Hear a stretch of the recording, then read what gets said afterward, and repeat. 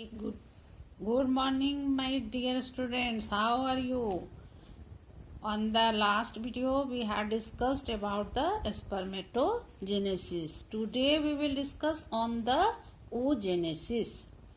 At first, you must learn what is the term of the oogenesis. The process of formation of a mature female gamete is called oogenesis. It is different from spermatogenesis. In what respect? Let us see.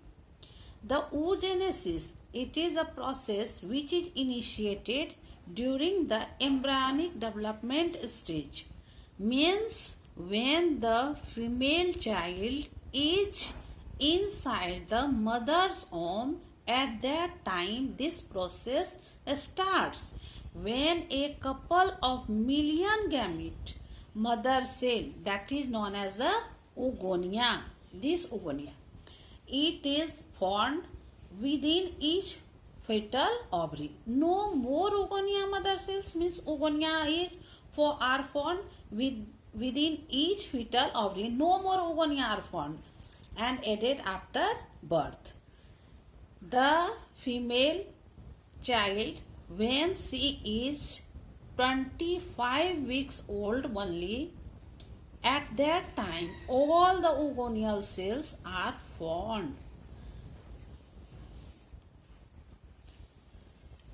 As you see that these oogonia which is formed, that oogonia means all the oogonia is formed in the ovary of the fetus when she is of 25 weeks old. No new oogonial cells are formed after birth. The oogonial cells which enter meiosis 1 are the primary oocytes. But the division remains suspended in prophase 1. Other cells form the granulosa cells or the follicle cells and forego the potential of forming ova. Actually, as we have learned that the first meiotic cell division, it is essential because the chromosome number has to be reduced. So here we will see all the oogonial cells which have diploid number of chromosomes. It has to reduced. So first meiotic cell division takes place. But what happens in case of the female? It is the first meiotic cell division which starts. It remains suspended at the dikinesis phase of the prophase 1. The primary oocytes which is formed, these primary oocytes, it now show the development, and the primary oocytes, it becomes surrounded by a layer of granulosa cells and is called the primary follicle.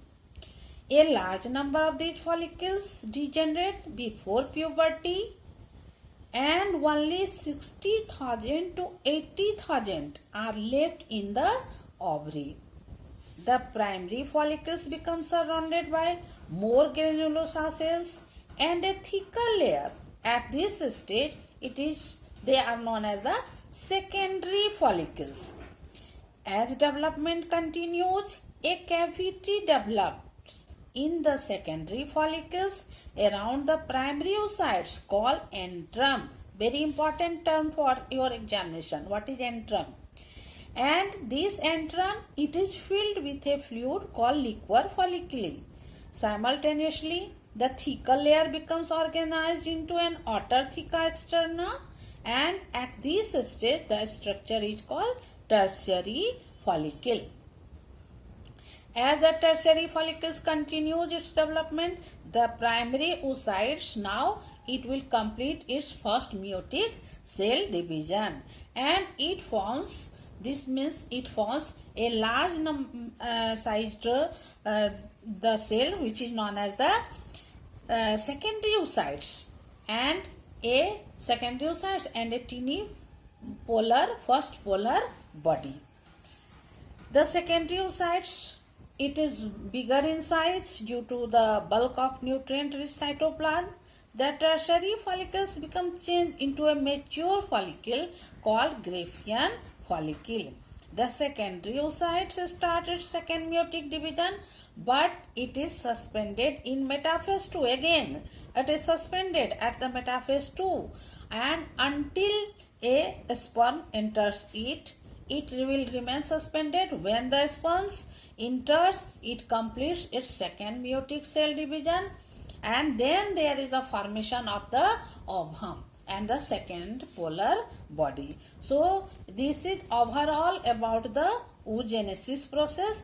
Now let us start the new topic, which is known as the menstrual cycle. Yes, my dear students, let us see the diagram, and through this diagram it will be convenient to understand easily the process of the means, or we can say the events which occurs into the female. That is known as the menstrual cycle. The cyclic changes that occurs in the reproductive organs of primate females like monkey, apes and human beings constitute the menstrual cycle, which you have learned in the previous, in the first chapter, that there are two types of living organs, primates and the non-primates. In the primates, there is the cyclic changes which occurs monthly into the means female reproductive system, including ovary. It is known as the menstrual cycle. The cycle of events starts from one menstruation till the onset of the next and lasts for about 28 to 29 days. During this cycle, what happens? The beginning, first of all, we have to learn one or two important terms. First one is known as the menarche. The beginning of menstruation cycle at puberty, it is known as the menarche. And when there is the stoppage of menstrual cycle, it is known as the menopause. Let us see what happens in this event. The one ovum is released. During this phase, one ovum, that is the ovulation, we will discuss later on. Just now, just you see, one ovum is released during the middle of the each menstrual cycle. So these menstrual cycle we can learn in the 4 phases. First one is known as the menstrual phase. Let us start. What is the menstrual phase? The cycle starts with this phase and the menstrual flow lasts for 2 to 5 days. It results due to the breakdown of endometrial lining of the uterus and its blood, that is along with the unfertilized ovum. Actually, that means cycle which starts, it is due to the rupture of the endometrium. As you had learned, in the uterus there are 3 membranes. One is perimetrium, myometrium, and inner one is known as the endometrium. So this endometrium lining, it breaks and comes out along with the unfertilized ovum, that is known as the menstrual phase. Number 2 changes is the phase is known as the follicular phase, or it is the proliferative phase. In this phase, the primary follicles in the ovary grows and becomes a fully mature Graafian follicle. The endometrium of the uterus is regenerated by proliferation of its cells, because you know that after that what happens, there may be pregnancy. So the endometrium which has been lost, again it is regenerated by proliferation of its cells. These changes are due to an increased level of pituitary hormones, FSH and LH. 2 hormones is essential. First one is known as the FSH, follicle stimulating hormones, and luteinizing hormones, and some ovarian hormones, also estrogen. It helps in this cycle. FSH controls the follicular phase. It stimulates the growth of follicles and secretion of estrogen by the growing follicles. Just you have learned how there is the formation of primary follicle, secondary follicle, tertiary follicles, etc. So both FSH and LH reach at their peak level that is known as the peak level in the middle of the cycle, about 14th days.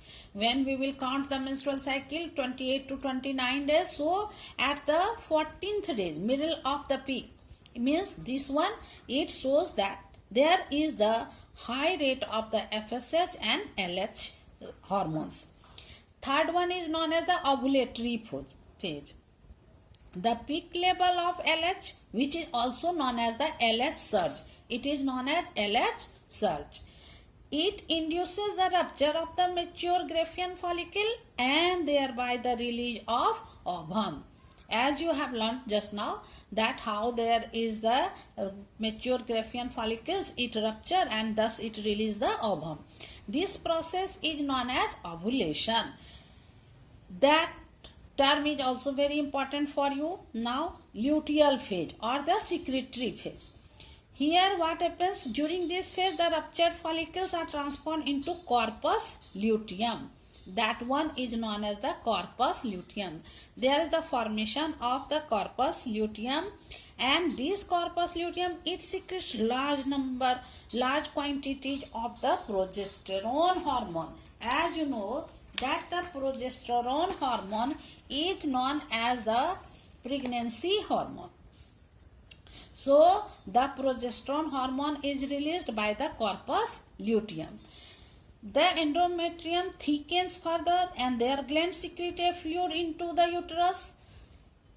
In the absence of fertilization, suppose if there is no entry of the sperm, then what happens? There will be no fertilization. So in the absence of fertilization, corpus luteum degenerates, and this causes disintegration of the endometrial lining. Again, there is no fertilization, so the degeneration of the endometrium leading to the menstrual cycle.